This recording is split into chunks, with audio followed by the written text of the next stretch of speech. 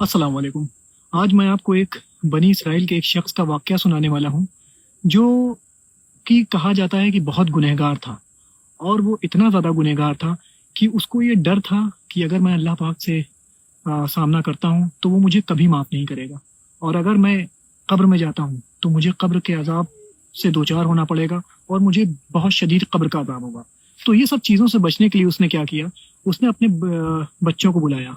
जब उसका आखिरी वक़्त आ गया, तो उसने कहा कि मैं ये चाहता हूँ कि तुम लोग मुझे जला दो। ये सुन के उसके बच्चे बहुत ताज्जुब में आ गए कि आ, आप ऐसा क्यों बोल रहे हैं, क्योंकि तब भी बनी इज़राइल में दफनाने का वो था। तो उसने कहा कि मैं अल्लाह पाक से इतना डरता हूँ कि मैं उनको फेस नहीं कर सकता, और मैंने इतने गुनाह किए हैं कि मुझे नहीं लगता कि अल्लाह पाक मुझे माफ़ करेगा। इसलिए मैं चाहता हूँ कि तुम मुझे जला दो और मेरी जो राख है उसको दुनिया के हर एक कोने में बिखरा देना, ईस्ट वेस्ट नॉर्थ साउथ, ताकि मेरी राख इकट्ठा ना हो पाए और मुझे जो सज़ा होने वाली है उस सज़ा से मैं बच जाऊं। तो जब उसका आखिरी वक्त आ गया, उसका इंतकाल हो गया, तो उसके बच्चों ने वैसे ही किया जैसे उसने कहा था। उसको जला दिया गया और उसकी जो राख थी, उसकी राख को दुनिया के चारों कोने में बिखेर दिया गया।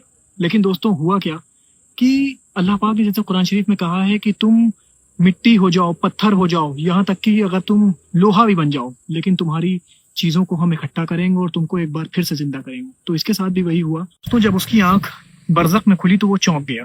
उसने कहा कि मैं बरज़ख में कैसे आ गया। और बरज़ख वो जगह है दोस्तों जो कि जब इंसान की दुनिया से चला जाता है और वो आखिरत के दिन उठता है, उसके बीच में जो दरमियान का दौर है उसको बोलते हैं बरज़ख का दौर। वह तो इसको भी अल्लाह पाक ने उठाया और इससे पूछा कि तुमने जो अपने आप को जलाया और अपनी राख को चारों कोनों में बिखेर दिया, तो तुमने क्या सोचा था कि मैं तुम्हें तुम्हारी राख को इकट्ठा नहीं करूंगा और तुमको दोबारा जिंदा नहीं करूंगा। तो उस शख्स का शर्मिंदगी के मारे सर नीचे था और वो कुछ नहीं बोल पा रहा था।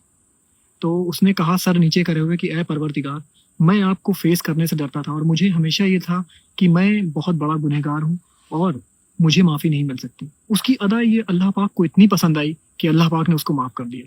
तो आप देखिए कि अल्लाह पाक कितना रहीम है और अल्लाह पाक चाहता है कि हम जन्नत में जाएं। ऐसा बिल्कुल नहीं है कि अल्लाह पाक नहीं चाहता कि हम जन्नत में नहीं जाएं और हमको जलाया जाए। वो तो अल्लाह पाक एक मौका ढूंढते हैं कि कैसे मैं इस बंदे को माफ़ कर दूं। दोस्तों, अगर मेरी ये बातें पसंद आती हैं तो इसको अपने दोस्तों के साथ शेयर करिए और मुझे अपनी दुआओं में याद रखिए। शुक्रिया।